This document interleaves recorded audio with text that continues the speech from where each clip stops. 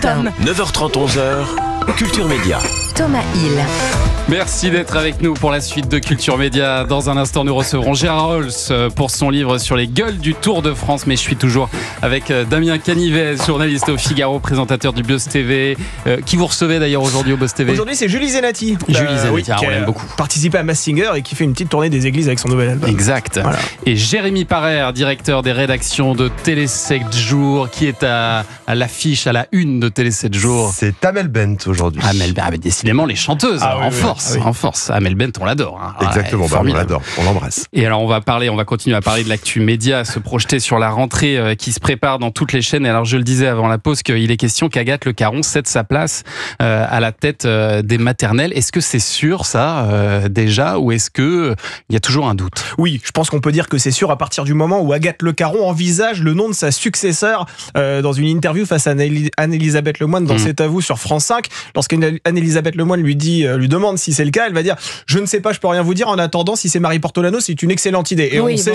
qu'on va pas forcément se projeter sur le nom de sa successeur si jamais on a peur pour sa place. Donc a priori, c'est sûr. Marie Portolano qui revient de congé maternité et qui donc se retrouvera dans une émission qui va beaucoup parler de ces sujets-là. Absolument, qui va beaucoup, elle sera concernée en premier lieu. Et effectivement, Agathe Le Caron est attendue pour une nouvelle émission à la mi-journée qui sera diffusée donc a priori sur France 3. Voilà. D'accord, une émission quotidienne autour du bien-être, c'est ce qu'on sait pour l'instant, on n'en sait pas plus. Accès région aussi pour coller à l'identité de France 3. Donc c'est vrai qu'on a du mal à s'imaginer encore le concept définitif, mais ça peut être intéressant. Un nouveau talk show demi-journée. Et puis alors chaque année à propos de talk show, la question est posée, les rumeurs circulent. Est-ce que vous pensez qu'Anne-Elisabeth Lemoine sera reconduite pour une nouvelle saison à la tête de C'est à vous ?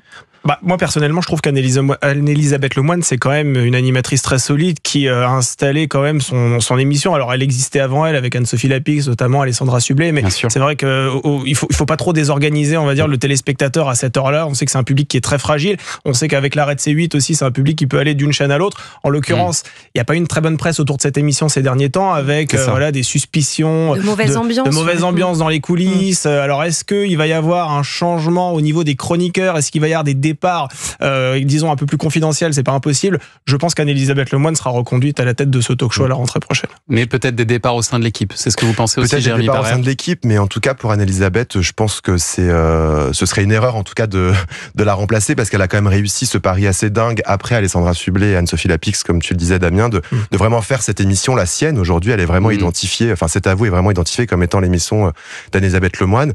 Les chroniqueurs, oui, on sent bien que Bertrand Chameroy a peut-être aussi envie de partir, on doit faire des remplacements à la radio, donc c'est peut-être une option pour lui. En tout cas, il y a quand même beaucoup de piliers dans C'est à vous, donc c'est un peu le principe de beaucoup de talk-shows qui fonctionnent. C'est comme dans le quotidien, si vous changez tous les chroniqueurs, ça peut aussi être un problème pour l'émission. Donc à voir, mais en tout cas, moi, Anne-Elisabeth Lemoine, je la vois pas partir de cette émission. Et du côté de TF1, est-ce que vous pensez qu'il y aura des changements en cette rentrée, ou ce sera assez calme ? Parce qu'on parle assez peu, on parle beaucoup d'M6, on en a beaucoup parlé tout à l'heure. Après, c'est vrai que le mercato se fait souvent au niveau des flux, et c'est vrai que chez TF1, The Voice Kids, Masked Singer, Danse avec les stars et la Starac, vous avez fait un peu le tour. Du coup, c'est partagé entre Nikos et Camille Combal. Très peu de place pour accueillir quelqu'un de nouveau. La seule chose qu'on sait, c'est le retour de Star à domicile qui devrait s'effectuer à la fin de l'année pour 2 émissions.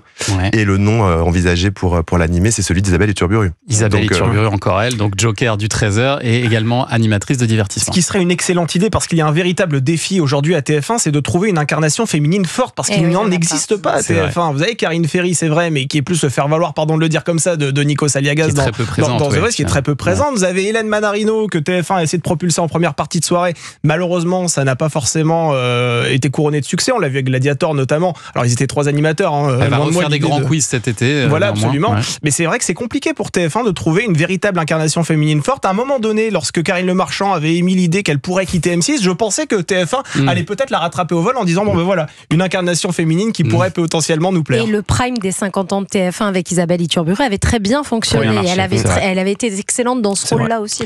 Là où ça devrait peut-être bouger davantage, c'est peut-être du côté des chaînes info et surtout de BFM TV qui n'arrive pas vraiment à relever la tête pour l'instant en termes d'audience. Ils se cherchent de nouveaux visages actuellement. Ça, c'est assez évident. Qui pourrait y aller selon vous? Des visages très forts d'ailleurs, parce que quand on voit les personnalités qui ont été appelées, Anne-Sophie Lapix, Sonia Mabrouk aussi, qui l'a récemment confirmé, on sent qu'ils cherchent vraiment une incarnation connue. Léa Salamé également. Moi, je pense honnêtement que BFM TV, c'est pas une chaîne de stars. On l'a vu avec Laurent Ruquier qui a été à un moment donné débauché. L'audience n'a pas du tout été au rendez-vous. Même si Laurent Ruquier est arrivé, le public n'a pas forcément suivi. Moi, je pense, à titre personnel, que BFM TV devrait se reconcentrer sur ce qu'elle sait faire de mieux, c'est-à-dire le breaking news, le direct. Aujourd'hui, on sait identifier LCI, c'est l'international. On sait identifier CNews, c'est du débat. BFM TV, je vous mets au défi de me dire ce que c'est aujourd'hui. C'est très compliqué. Il y a un vrai problème d'identification sur cette chaîne et je pense qu'il devrait revenir à du reportage, à de l'information, au breaking news, au réflexe BFM TV tel qu'on l'appelait il y a encore 10 ans. C'est ça, c'est un réflexe. Il se passe quelque chose, on met BFM pour savoir exactement ce qui se passe. Et je pense qu'il y a un enjeu d'audience pour BFM TV plus que de visage. Par rapport à ce qu'on disait sur M6. M6 a peut-être les deux problèmes, mais c'est totalement différent. Là, il y a vraiment un enjeu d'audience parce qu'ils étaient quand même leaders pendant de longues années, ce qui est plus le cas aujourd'hui. Donc, il faut vraiment faire remonter. Faut que la barre remonte. Et il y aura aussi forcément des nouveautés avec la naissance des nouvelles chaînes. On l'a dit, T18, Novo 19, qui sont en pleine construction de leur grille des programmes.